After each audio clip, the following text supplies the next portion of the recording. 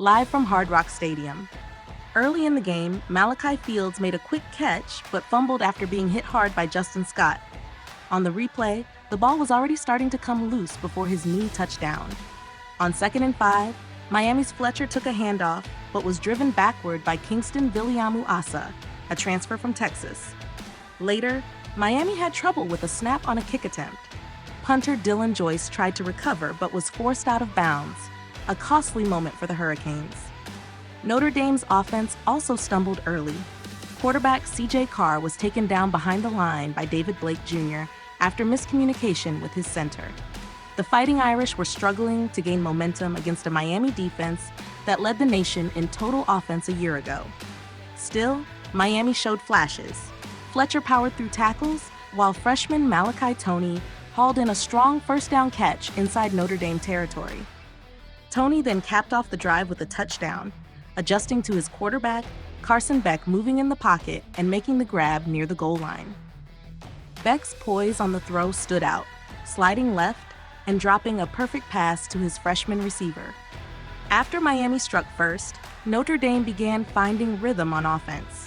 Running back Jadarian Price broke free along the sideline, nearly reaching the end zone before being forced out just short of the pylon.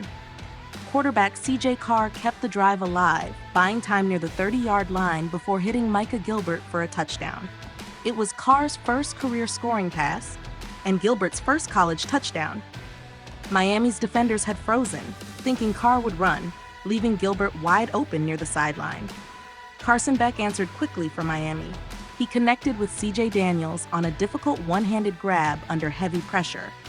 Though Daniels bobbled slightly, the replay showed the ball never hit the ground. Daniels, who transferred from LSU after 3 years at Liberty, became a steady target for Beck. Miami continued to roll. Tight end Elijah Lofton moved the chains, then Fletcher exploded through a hole for another big gain. Soon after, Beck found Malachi Tony again, placing the Hurricanes inside the 10-yard line. Running back Marty Brown muscled his way to the goal line, and after a pile push, officials signaled touchdown. Notre Dame, however, wouldn't back down. Carr carried for a first down at Miami's 40, then connected with Malachi Fields on a fingertip catch. Near the goal line, Carr collided with his running back on a broken play, but still managed to find Jordan Faison in the end zone. That gave Carr his second touchdown pass of the night, keeping the Irish close. The second half opened with Miami holding a slim lead. Carson Beck dropped back with time, but Notre Dame's defense finally broke through. Boubacar Traore sacked Beck for the Irish's first of the night. Moments later, Beck's pass was tipped and intercepted by All-American defensive end Rueben Bane Jr., who returned it 15 yards.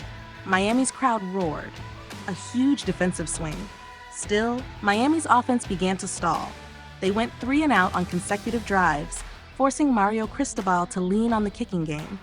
Carter Davis, a transfer from FAU who won the starting job despite a shaky pass, nailed a 38-yard field goal after an earlier botched snap.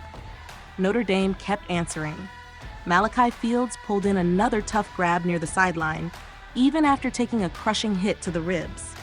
The Irish tied the game with a field goal of their own, as Tyler Buchner, the holder, set it up perfectly for a kick straight down the middle.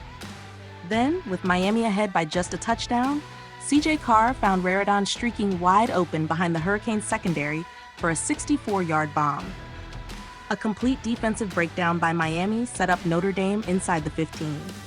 On the very next play, Carr kept the ball on a design draw and powered in for a touchdown. Suddenly, the Irish had tied the game in the fourth quarter, momentum clearly swinging their way. With the game tied in the final quarter, every play carried weight. Miami tried to regain control, but Notre Dame's defense tightened. Beck was pressured heavily, forcing risky throws. On one deep attempt, corner Christian Gray was flagged for pass interference after grabbing Keon Marion downfield, giving Miami much-needed yardage. Running back Marty Brown then powered forward on a crucial third down, aided by his offensive line pushing the pile to earn a fresh set of downs. That set up a long field goal attempt. With less than 3 minutes remaining, Carter Davis lined up from 47 yards. The kick sailed perfectly, splitting the uprights with room to spare. The Fort Lauderdale native had delivered in his home stadium, giving Miami a late 3-point lead. Notre Dame had one last chance. CJ Carr, under heavy pressure, threw the ball as he was being hit by Akheem Mesidor. Officials initially ruled it incomplete, but discussion followed about whether Carr was guilty of intentional grounding. The flag was eventually thrown, backing the Irish up. On the very next play, Carr was swarmed again, this time by both Rueben Bane and Mesidor. The sack buried Notre Dame deep in their own territory. As the clock wound down, officials blew the final whistle. Miami had held on, surviving a late surge from Notre Dame to secure a dramatic season-opening win. What a season opener it was in South Florida. Two top 10 teams, Notre Dame and Miami, battled in a game that had everything: turnovers, spectacular catches, defensive stands, and clutch plays in the final minutes. For Miami, freshman receiver Malachi Tony and running back Marty Brown sparked the offense, while quarterback Carson Beck showed composure in key moments. The Hurricanes' defense, led by Rueben Bane Jr. and Akheem Mesidor, sealed the victory with relentless pressure late in the game. Carter Davis's 47-yard field goal proved to be the difference, a moment of redemption for a kicker once doubted, but now celebrated.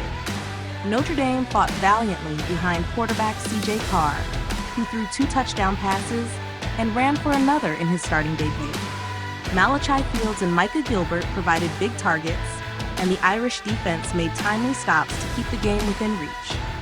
Still, penalties, turnovers, and late sacks cost them their chance to steal a road win.